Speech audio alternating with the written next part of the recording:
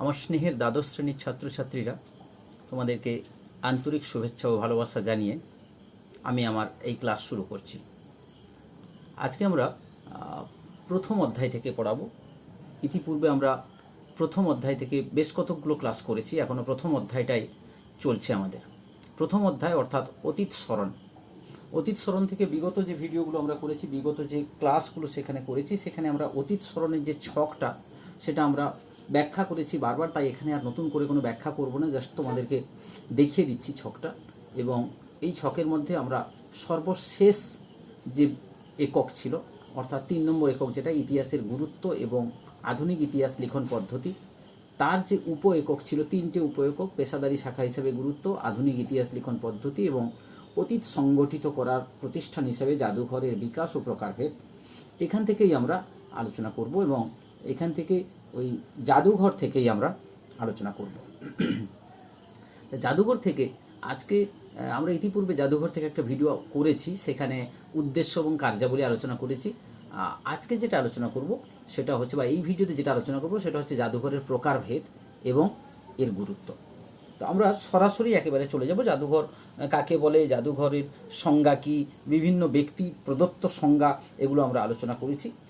মোটামুটি খুব ছোট্ট করে একটু বলে দিই যে অতীতকে সংরক্ষিত করার ক্ষেত্রে, অতীতের বিষয়বস্তুকে সংরক্ষণ করার ক্ষেত্রে এবং ভবিষ্যৎকে জানা, গবেষকদের সাহায্য করা, এই বিষয়গুলোর ক্ষেত্রে বা জনগণকে প্রদর্শনের ক্ষেত্রে জাদুঘর অত্যন্ত গুরুত্বপূর্ণ ভূমিকা গ্রহণ করে, বা যে প্রতিষ্ঠানে এই সব কাজগুলো হয়, যে প্রতিষ্ঠান এই সব ক্ষেত্রে সাহায্য করে, তাকে জাদুঘর বলে। এটা আমরা আগে বলেছি।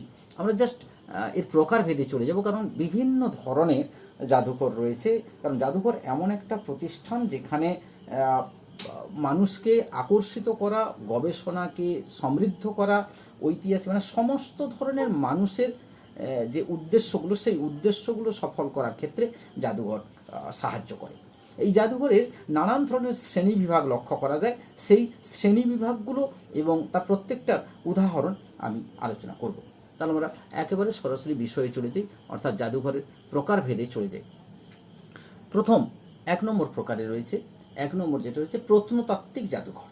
প্রত্নতাত্ত্বিক অর্থাৎ প্রাগৈতিহাসিক ও ঐতিহাসিক যুগের বিভিন্ন প্রত্নতাত্ত্বিক সামগ্রী যেখানে সংরক্ষিত হয় তাকে প্রত্নতাত্ত্বিক জাদুঘর বলা হয়। এই জাদুঘর আবার দু রকমের হয়, যেমন খোলা জায়গায় অবস্থিত থাকে কিছু প্রাগৈতিহাসিক যুগের নিদর্শন, খোলা আকাশের নিচে অবস্থান করে, স্থাপত্য, ভাস্কর্য বা জনবসতির ধ্বংসাবশেষ। যেমন এর একটা উদাহরণ আমরা বলতে পারি গ্রিসের অ্যাগোরা অফ এথেন্স এবং রোমান ফোরাম। এটা হচ্ছে খোলা আকাশের নিচে অবস্থিত বা খোলা জায়গায় অবস্থিত প্রত্নতাত্ত্বিক জাদুঘর।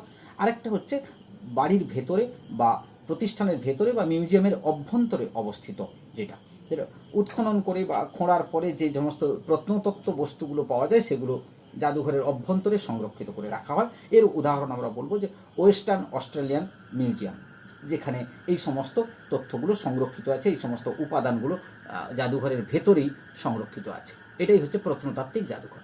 দ্বিতীয় হচ্ছে শিল্প জাদুঘর। 2 নম্বর দেখো, 2 নম্বর হচ্ছে শিল্প জাদুঘর, অর্থাৎ বিভিন্ন ধরনের শিল্পকলা সংরক্ষিত থাকে যে জাদুঘরে, যেমন চিত্র, ভাস্কর্য, মৃৎশিল্প, প্রাচীন মুদ্রা, বিভিন্ন ধরনের মাটির তৈজসপত্র, মাটির মূর্তি, এই সমস্ত জিনিস যেখানে সংরক্ষিত থাকে। পৃথিবীর প্রথম বিশ্ববিদ্যালয় কেন্দ্রিক শিল্প জাদুঘর হচ্ছে অ্যাসমোলিয়াম জাদুঘর। অ্যাসমোলিয়াম জাদুঘর হচ্ছে এর উদাহরণ, শিল্প জাদুঘরের একটি গুরুত্বপূর্ণ উদাহরণ।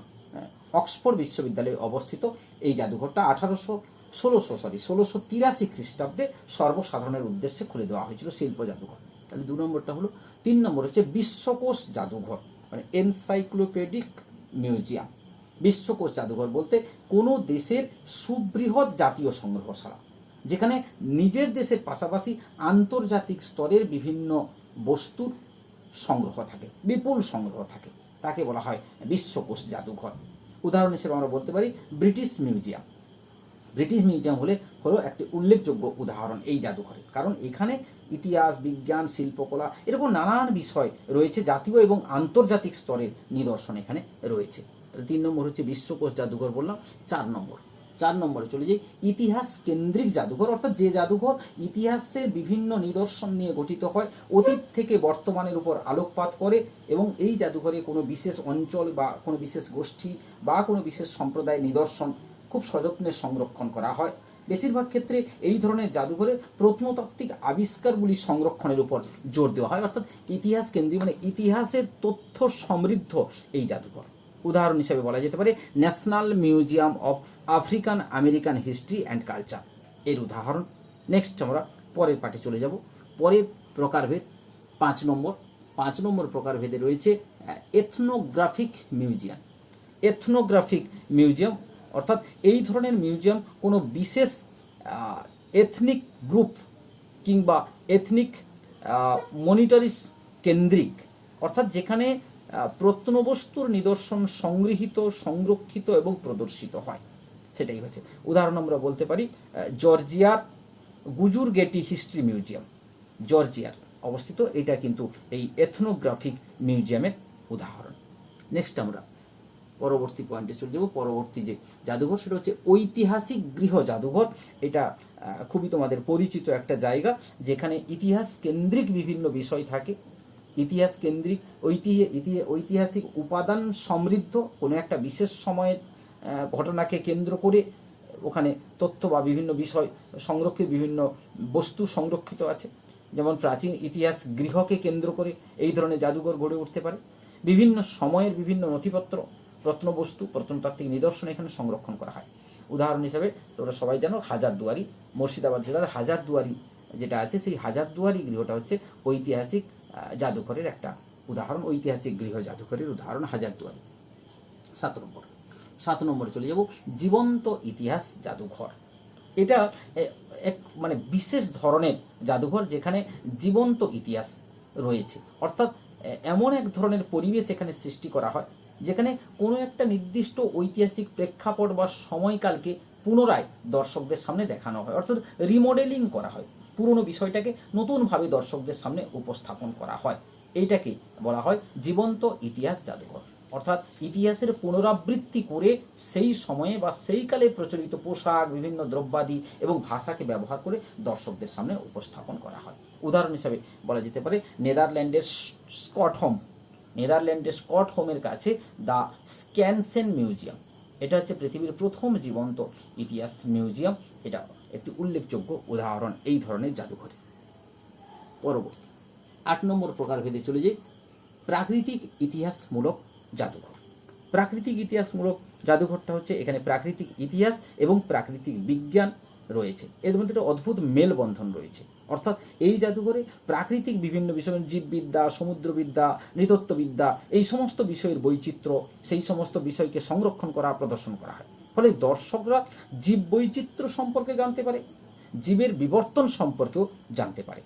উদাহরণ হিসেবে বলা যেতে পারে লন্ডনের ন্যাচারাল হিস্ট্রি মিউজিয়াম, এটা বা ওয়াশিংটনের national museum of natural history, কানাডার কানাডিয়ান মিউজিয়াম অফ নেচার, এগুলোই হচ্ছে প্রাকৃতিক ইতিহাসমূলক জাদুঘরের উদাহরণ। পরবর্তী 9 নম্বরে চলে যাব জীবনীমূলক জাদুঘর। অর্থাৎ কোনো এমন একটি জীবনীমূলক জাদুঘর হচ্ছে এমন একটি জাদুঘর যেখানে কোনো বিশেষ ব্যক্তির জীবনের বিভিন্ন গুরুত্বপূর্ণ বিষয়কে সংরক্ষণ করা হয় এবং প্রদর্শনের ব্যবস্থা করা হয়। অনেক ক্ষেত্রে সেই বিশেষ ব্যক্তির নিজের বসত বাড়িকে সংগ্রহশালায় পরিণত করা হয়, সেখানেই তার বিভিন্ন সময়ের সংরক্ষিত জিনিসগুলোকে, তার সংগ্রহ করা বিভিন্ন জিনিসগুলোকে এখানে সংরক্ষণ করা হয়। যেমন উদাহরণ হিসেবে বলা যাবে রোমের কিটস সেলি মেমোরিয়াল হাউস। কিটস এবং সেলির সারা জীবনের যে সংরক্ষিত বিষয়বস্তু, তার জীবনের সঙ্গে সম্পৃক্ত বা জীবনের সঙ্গে সম্পর্কযুক্ত বিষয়াবলীর যে সংগ্রহ, সেটাই এখানে দেখানো হয়েছে বা সেটাই এখানে সংরক্ষণ করা হয়েছে। এটাই হচ্ছে জীবনীমূলক জাদুঘরের উদাহরণ।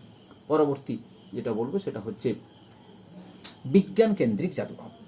বিজ্ঞান কেন্দ্রিক জাদুঘরে কি রয়েছে? বিজ্ঞান ও প্রযুক্তির বিভিন্ন আবিষ্কার, নিদর্শন এবং সেই বিষয়গুলোর উপর বিভিন্ন তথ্য, ব্যাখ্যা, মডেল, যেমন মানুষের চাকা আবিষ্কার, যানবাহন তৈরি, ইঞ্জিন তৈরি, রেলগাড়ি তৈরি, বিমান, কম্পিউটার আবিষ্কার, পদার্থবিদ্যা, রসায়নবিদ্যা, উদ্ভিদবিদ্যা, জীববিদ্যা, মহাকাশবিদ্যা, এই ধরনের নানান বিষয়ের উপর পর্যায়ক্রমিক মানুষের যে বিবর্তন, মানুষের যে উন্নয়ন, অর্থাৎ কীভাবে মানুষ ধীরে ধীরে উন্নয়নের জায়গায় পৌঁছালো, এটাকে কিন্তু পর্যায়ক্রমিকভাবে দেখানো হয়। এটাই হচ্ছে বিজ্ঞান কেন্দ্রিক জাদুঘর। বিজ্ঞানের মাধ্যমে বিজ্ঞান ভাবনা কিভাবে প্রদর্শিত হচ্ছে বা বিজ্ঞান ভাবনা কিভাবে পরিচালিত হচ্ছে, সেটা এখানে দেখানো হয়।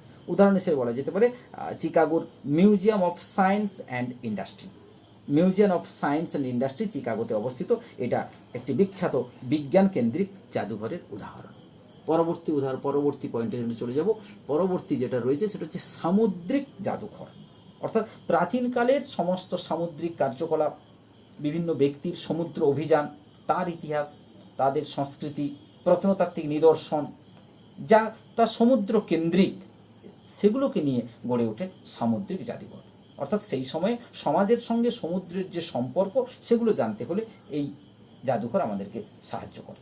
উদাহরণ হিসেবে বলা যেতে পারে সান ফ্রান্সিসকোর maritime national historical museum, historical park বলা হয় এটাকে মূলত, যদিও বা এটা মিউজিয়াম তবু পার্ক বলা হয়। অর্থাৎ এটাই হচ্ছে সামুদ্রিক জাদুঘরের একটি অন্যতম উদাহরণ, সান ফ্রান্সিসকোতে অবস্থিত। নেক্সট, পরবর্তী পয়েন্টে আমরা চলে যাব। পরবর্তী জাদুঘর হিসেবে স্মৃতিমূলক জাদুঘর, খুব সুন্দর। যেমন জনসাধারণকে কোনো একটি বিশেষ ঐতিহাসিক ঘটনা সম্পর্কে অবহিত করা, মানুষের স্মৃতিকে রোমন্থন করানোর কাজ করে। কোনো দুঃখজনক ঐতিহাসিক ঘটনা বা বহু সংখ্যক মানুষকে কষ্টের মুখে ঠেলে দিয়েছিল এমন কোনো ঘটনা, কোনো ঐতিহাসিক এমন একটা ঘটনা যেটা মানুষকে অনেকখানি দুঃখ বা বেদনার স্মৃতিকে জাগিয়ে তুলবে, এই ধরনের স্মৃতি রোমন্থন করার লক্ষ্য করা যায় বেশ কিছু জাদুঘর রয়েছে। যেমন আমরা উদাহরণ হিসেবে বলতে পারি কম্বোডিয়ার Tuol Sleng museum of genocidal crimes. এটা একটা উল্লেখযোগ্য মিউজিয়াম যেখানে কিন্তু স্মৃতিমূলক বিভিন্ন বিষয় রয়েছে। বা নিউ ইয়র্কে একটা রয়েছে, নিউ ইয়র্কে যেমন national September 11 Memorial and museum, অর্থাৎ 11 সেপ্টেম্বরের যে জাতীয় স্মৃতির একটা ঘটনা, যে স্মরণীয় একটা ঘটনা, সেটাকে জাদুঘরের মাধ্যমে, প্রদর্শনের মাধ্যমে ব্যবস্থা করা হয়েছে মানুষের পুরনো স্মৃতিকে উস্কে দেওয়ার জন্য। এই ধরনের জাদুঘর অত্যন্ত উল্লেখযোগ্য। পরবর্তী পয়েন্ট হিসেবে হলো সামরিক ও যুদ্ধ বিষয়ক জাদুঘর।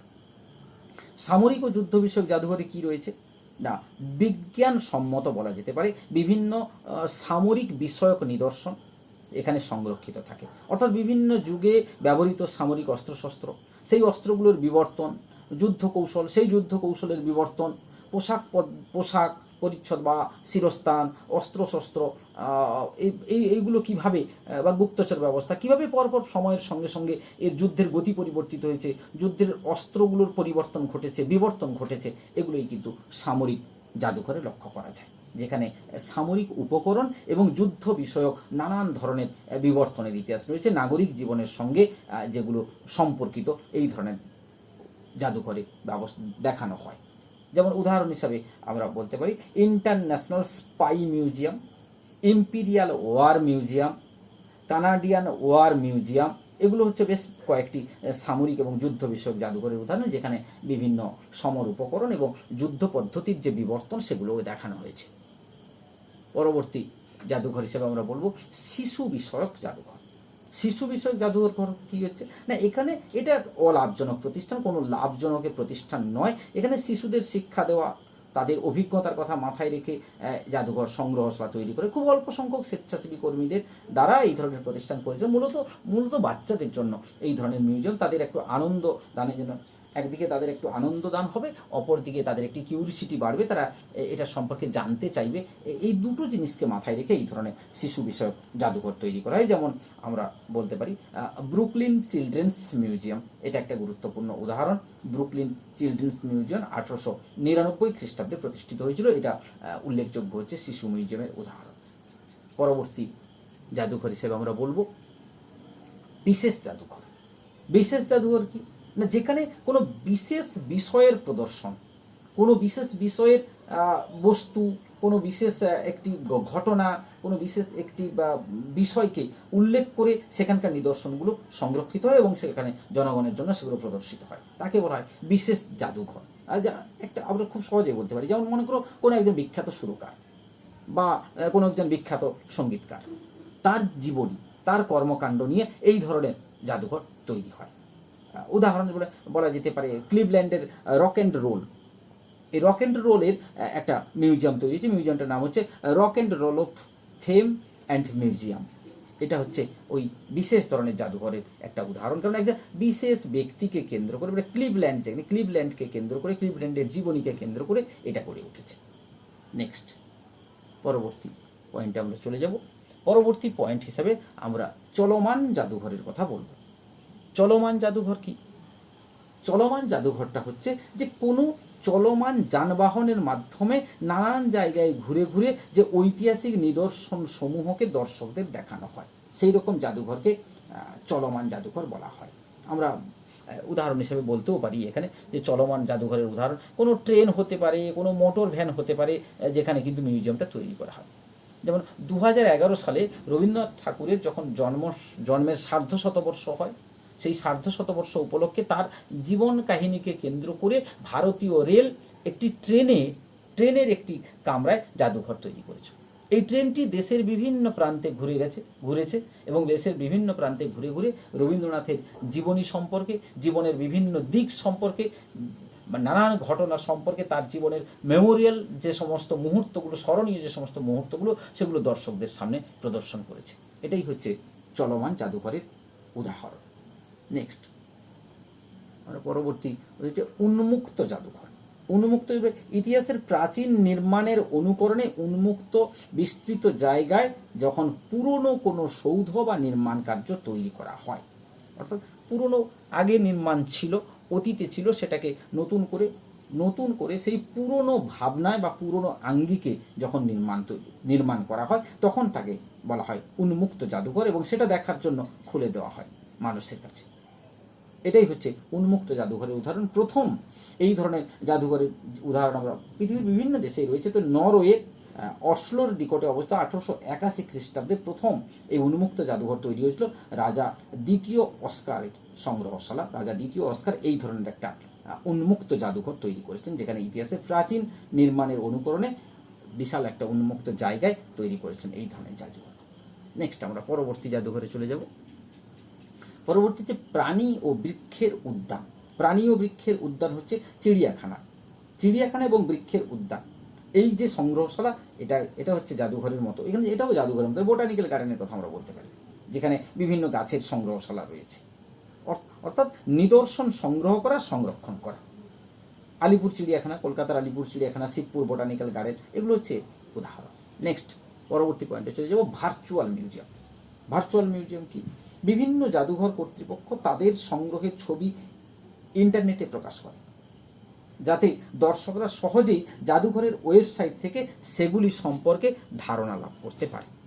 এই ধরনের জাদুঘরকে ভার্চুয়াল জাদুঘর বলা হয়। যেমন virtual museum of Canada, national museum of United states air force, এগুলোই হচ্ছে ভার্চুয়াল মিউজিয়াম। অর্থাৎ এটাকে আমরা নেট জাদুঘরও বলতে পারি। নেটের মাধ্যমে যারা সাম্প্রতিককালে এই ধরনের ঘটনাগুলো ঘটছে, সাম্প্রতিককালে বিভিন্ন জাদুঘর কর্তৃপক্ষ, বিভিন্ন সংস্থা তাদের নিদর্শনগুলি ইন্টারনেটে প্রকাশ করছে। এটাই হচ্ছে ভার্চুয়ালের উদাহরণ।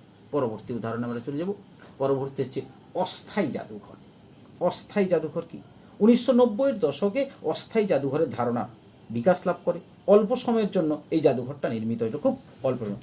Santa Claus museum of art and history, museum of new art, এগুলো হচ্ছে স্বল্পস্থায়ী, কিছুদিনের জন্য, তারপরে এটাকে তুলে নেওয়া হয়, তারপরে এটা আর থাকে না।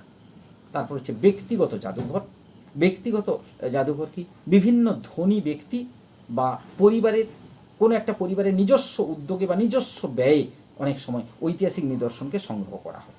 এগুলোকে ব্যক্তিগত সংগ্রহ জাদুঘর বলা হয়, যেখানে ব্যক্তি বা কোনো বিশেষ পরিবার তাদের নিজস্ব উদ্যোগে এই ধরনের সংগ্রহশালা তৈরি করে। সুতরাং এটাকে বলা হয় ব্যক্তিগত জাদুঘর। তো এইভাবে আমরা কিন্তু জাদুঘরের প্রকারভেদ আলোচনা করলাম। 21টি পয়েন্ট আমরা এখানে দিয়েছি। 21 ধরনের জাদুঘরের কথা বলেছি, যেগুলো সংগ্রহশালা থেকে বা যেগুলোর উদাহরণ আমরা বলেছি, এবং কেন এই ধরনের নাম সেটাও আমরা আলোচনা করেছি। এবারে আমরা তাহলে পরবর্তী পার্টে চলে যাব। পরবর্তী পার্ট হিসাবে জাদুঘরের গুরুত্ব আলোচনা করব। জাদুঘর নিঃসন্দেহে জাদুঘর এমন একটা বিষয় বা অতীতের সভ্যতা, সংস্কৃতি, মানুষের কৃষ্টি, পশু পাখি,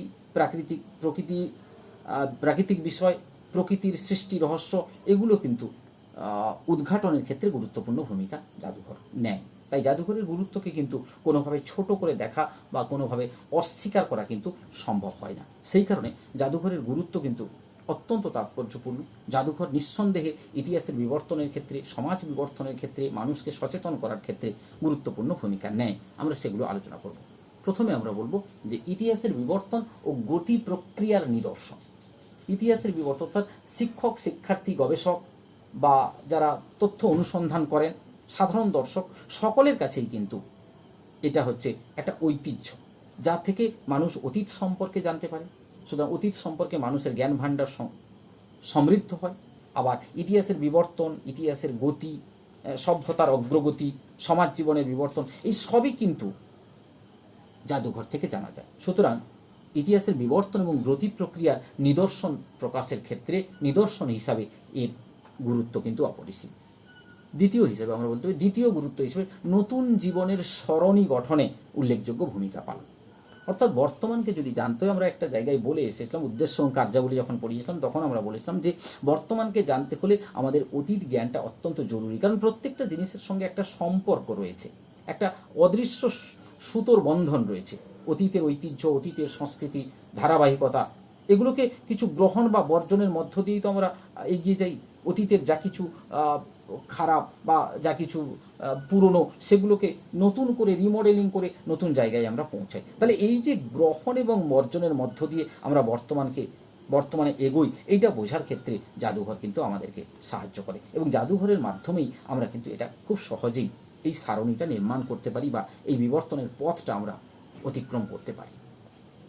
3 নম্বর হিসেবে কল্পনা শক্তির বিকাশ বলবো। যে জাদুঘরে যে সমস্ত সংরক্ষিত চিত্র থাকে, লিপি, ভাস্কর্য থাকে, মানুষের ব্যবহার্য দ্রব্য সামগ্রী থাকে, প্রাচীন বিভিন্ন প্রত্নতাত্ত্বিক উপাদান থাকে, নানা রকম মডেল থাকে, এগুলো কিন্তু মানুষের কল্পনা শক্তিকে আরও প্রখরতর করে তোলে। মানুষ এগুলো দেখার সঙ্গে সঙ্গে তার কল্পনার জগতে পৌঁছায়, সেই জগতের মানুষ সম্পর্কে ধারণা করে, সেই সময়কার মানুষের জীবনযাপন সম্পর্কে ধারণা করতে পারে। এটাই হচ্ছে জাদুঘরের একটা অন্যতম গুরুত্ব, যেখানে মানুষের কল্পনা শক্তির বিকাশ করছে। চতুর্থ কারণ হিসেবে আমরা আঞ্চলিক ইতিহাসের ধারণা দান। অর্থাৎ ভৌগোলিক, সামাজিক, ধর্মীয় বিভিন্ন কারণে প্রত্যেকটি অঞ্চলের নিজস্ব কিছু বৈশিষ্ট্য রয়েছে। জাদুঘরে সংরক্ষিত যে আঞ্চলিক ইতিহাস রয়েছে, আঞ্চলিক ঐতিহ্য রয়েছে, আঞ্চলিক কোনো এলাকার একটা নির্দিষ্ট বিষয়বস্তু রয়েছে, সেই সকল নিদর্শনগুলি দেখে ভবিষ্যৎ প্রজন্ম আঞ্চলিক ইতিহাস সম্পর্কে জানতে পারে এবং নিজ ঐতিহ্যের পাশাপাশি ওই বিষয়েও তারা আগ্রহী হয়ে ওঠে। এটা হচ্ছে অন্যতম গুরুত্ব। পরবর্তী গুরুত্ব হিসেবে স্মরণীয় ব্যক্তিদের নিদর্শন সংরক্ষণের কথা বলা হয়েছে। অর্থাৎ দেশের বিভিন্ন জাদুঘরে, আমরা একটু আগেও বলেছিলাম কোনো বিশেষ ব্যক্তি যে নির্দিষ্ট জাদুঘর, সেটাও বলেছিলাম যে জাদুঘরে বিভিন্ন জনপ্রিয় বা স্মরণীয় ব্যক্তিদের ব্যবহৃত সামগ্রী, তাদের অসাধারণ কীর্তি সম্বন্ধীয় বিভিন্ন সংরক্ষণ, যেমন রবীন্দ্রনাথের সার্ধশতবর্ষে যে চলমান জাদুঘরের কথা বলা হয়েছিল, সেটাও একটা বড় জিনিস, যেখান থেকে পরবর্তী প্রজন্ম যারা রবীন্দ্রনাথকে দেখেননি, রবীন্দ্রনাথ সম্পর্কে অনেক কিছু শুনেছে, তারা কিন্তু ওইটা দেখে খুব সহজেই কিন্তু তাদের কাছে রবীন্দ্রনাথকে অনেক বেশি প্রাণবন্ত হয়ে উঠবে, রবীন্দ্রনাথ সম্পর্কে তারা অনেক বেশি আগ্রহী হয়ে উঠবে। এটাই হচ্ছে যে স্মরণীয় ব্যক্তিদের নিদর্শন সংরক্ষণের ক্ষেত্রে জাদুঘরের একটি খুব গুরুত্বপূর্ণ ভূমিকা রয়েছে। সর্বোপরি আমরা যেটা বলবো সেটা হচ্ছে জ্ঞানের প্রসার। জ্ঞানের প্রসার অর্থাৎ যা আমরা দেখিনি, যা আমরা জানি না, তাহলে যা দেখিনি সেটাকে দেখা, আর যা জানি না সেটাকে জানা, এটাই হচ্ছে মানুষের চিরন্তন একটা প্রয়াস। মানুষ সবসময় যা দেখেনি সেটাকে দেখার প্রতি তার একটা আগ্রহ থাকে, একটা মোহ থাকে। যা জানে না সেটাকে জানার জন্য মানুষ সর্বদা সচেষ্ট থাকে। জাদুঘর হচ্ছে সেই জায়গা যা অদেখাকে দেখায় এবং অজানাকে জানানোর চেষ্টা করে। তাদের এই প্রচেষ্টা নিঃসন্দেহে সার্থকতা লাভ করে যখন সাধারণ মানুষের কাছে জাদুঘর তার ভাবনাগুলোকে প্রদর্শন করে, তার বিষয়গুলোকে প্রদর্শন করে এবং এই বিষয় প্রদর্শনের মাধ্যমে, এই ভাবনা প্রদর্শনের মাধ্যমে, অতীত নিদর্শনকে তুলে ধরার মাধ্যমে মানুষের জ্ঞান এবং চেতনাকে বৃদ্ধি করতে সাহায্য করে। তাহলে এই হচ্ছে জাদুঘরের গুরুত্ব। আমরা এই ভিডিওতে আমরা যে জিনিসগুলো আলোচনা করলাম, প্রথমত আমরা আলোচনা করলাম জাদুঘরের প্রকারভেদ। সারা পৃথিবী জুড়ে যে বিভিন্ন ধরনের জাদুঘর রয়েছে, সেই জাদুঘরের প্রকারভেদগুলো আমরা আলোচনা করেছি। প্রত্যেকটি জাদুঘরের আমরা উদাহরণগুলো দিয়েছি। পাশাপাশি জাদুঘরের যে গুরুত্ব আমরা সুন্দর করে এখানে বললাম, 6টা পয়েন্ট দিয়ে আমরা আলোচনা করলাম যে কীভাবে জাদুঘর ইতিহাসকে সমৃদ্ধ করছে, ঐতিহাসিককে সমৃদ্ধ করছে, গবেষককে সমৃদ্ধ করছে, সাধারণ মানুষকে সমৃদ্ধ করছে, সর্বোপরি মানুষের জ্ঞান বা বুদ্ধির বিকাশের ক্ষেত্রে কিভাবে সহায়ক হিসাবে কাজ করছে সেটাও আমরা আলোচনা করলাম। তা আমাদের প্রথম অধ্যায় অর্থাৎ অতীতকে স্মরণ, এই অধ্যায়ে আমরা প্রায় সবকটা জিনিসই আলোচনা করেছি, সবগুলো বিষয় এবং একক এবং তার উপ একক প্রত্যেকটা আমরা আলাদা আলাদা পাঠ করে আলোচনা করেছি। নিঃসন্দেহে আশা করছি যে এই অধ্যায় সম্পর্কে তোমাদের আর কোনো কনফিউশন থাকার কথা নয়। তো এই ভিডিওটা আজকে যেটা দেখালাম জাদুঘরের যে প্রকারভেদ, এটা এখানেই শেষ করছি। তোমাদেরকে আন্তরিক ভালোবাসা এবং ধন্যবাদ জানাই।